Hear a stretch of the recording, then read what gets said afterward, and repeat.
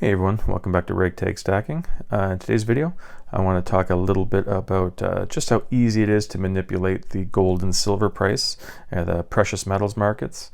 And this is from an article that I found, and they actually have some records of a chat between some traders, and one specifically, his name is Basis. And he was basically just bragging about just how easy it is to manipulate the markets. And it goes through a few examples of what he did and just how easy it was. And it's one of those things, as a stacker, you're just resigned to the fact that, there's manipulation going on, and it's not something that an individual can do. That we're dealing with the big banks and all that stuff, and you'll see the amount of, like, the volume that's being moved in these manipulations. And it's good to see that some people, like, this came from a trial, so this person is potentially facing prison time for some of the stuff that he did. And there's some other people in this article that this article touches on that are already serving prison sentences. So it's good to see that some of this stuff isn't just being swept under the carpet, and some of these people that have been perpetrating some of this stuff are actually facing time and going to prison, because as we all know, the manipulation has been going on for a long time. But what I'm going to do now is I'm going to jump onto the computer here and show you this article, because like I said, some of the stuff that came out of the trial were these chat logs and messages from this person back and forth with other people in his company. And what I'm going to do is just jump there and get into the article. Okay, so this is the article here. It's on Yahoo Finance. And it says, gold traders chat bragged about how easy it is to manipulate prices. And then going down here, it says, chat logs introduced as evidence by prosecutors at the Chicago spoofing trial of two former precious metals dealers for the Bank of America Corp. Merrill Lynch unit shows one of them, Edward Basis, bragging about how easy it is to manipulate prices. So this is back in 2009. It says, when Basis was working at Deutsche Bank AG, he put out bids to buy 2,740 gold future contracts valued at around $244 million over the course of 4.5 minutes. According to Maria Garibaldi, a vice president at Analysis Corp, who studied the exchange and data for prosecutors, more than 90% were canceled without being filled, she said. On the opposite side of the market, a fellow Deutsche Bank trader, Basis coordinated with, sold his 170 contracts worth just over $15 million as the price rose, Garibaldi told jurors on Wednesday. So it goes down here. That does show you how easy it is to manipulate it sometimes. Basis wrote minutes after the trade in a chat message sent to the other Deutsche Bank trader, Cedric Chenu, according to Garibaldi. And then it says, Chenu and another Deutsche Bank trader, James Vorley, were sentenced last month to a year in prison each for their convictions in 2020 on spoofing charges at a separate trial.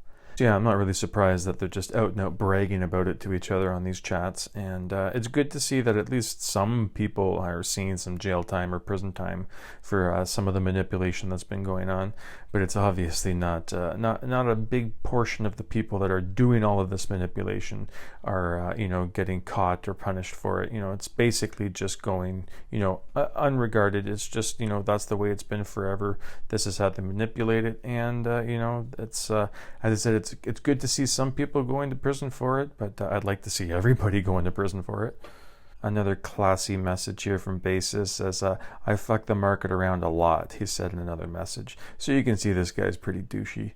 And that says, Basis and fellow Merrill Lynch trader John Pasilio face federal fraud charges for allegedly spoofing the futures market from 2008 to 2014. Then there's another example down here from August 9th, 2010. And it says, that day, Basis placed an iceberg order to buy 10 contracts of platinum, with 6 being filled at placement, she said.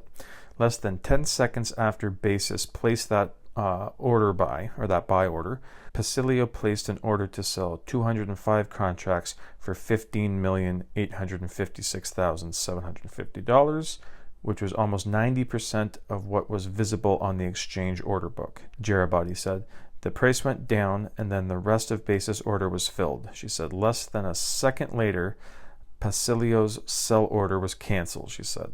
Giribati said employees at Analysis Group put in about 3,000 hours studying data in this case over the course of several years, billing the government $1.2 million for its work. The defense attorneys have not yet begun cross-examining Giribati. And then it goes into a little bit of what's going on with Basis's trial here. It says opening arguments Tuesday. Defense attorney told the jury that once her client understood spoofing was illegal, he stopped doing it. I've got this knife in a guy, stabbing him 30 times. But on the 31st time, I realized murder, was illegal. So I stopped, and, I didn't get any prison time. And that nearly all the conduct the government identified was before the enactment of the Dodd-Franklin Act, which specifically prohibited spoofing. So yes, that's the article here. I will leave a link down in the description. I usually skim over the majority of it, but this one had a lot of, just quotes from the trial, so I kind of wanted to read straight through it and not skim over much of it. But if you did want to reread it again, I will leave a link in the description.